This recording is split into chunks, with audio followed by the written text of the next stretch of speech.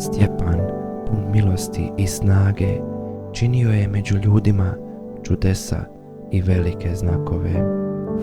Protivili su mu se neki iz sinagoge oslobođenih robova, a također i ljudi iz Cirene, Aleksandrije, Cilicije i Azije.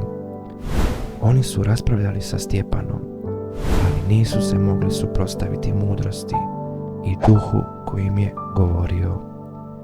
Kad su to čuli, razbjesnili su se u srcima i škripali su zubima na Stjepana.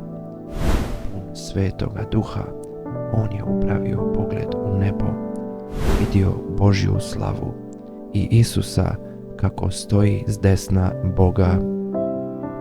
Rekao je: evo promatram otvorena nebesa i Sina čovjeka kako stoji s desna Boga. Ali oni su pokrili uši i vikali jako glasno.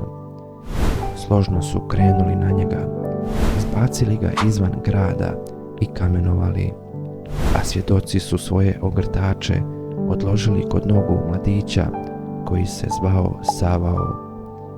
Dok su Stjepana kamenovali, on je zazivao i govorio: Gospodine Isuse, primi moj duh.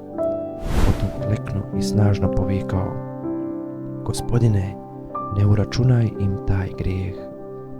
Tako je rekao i umro.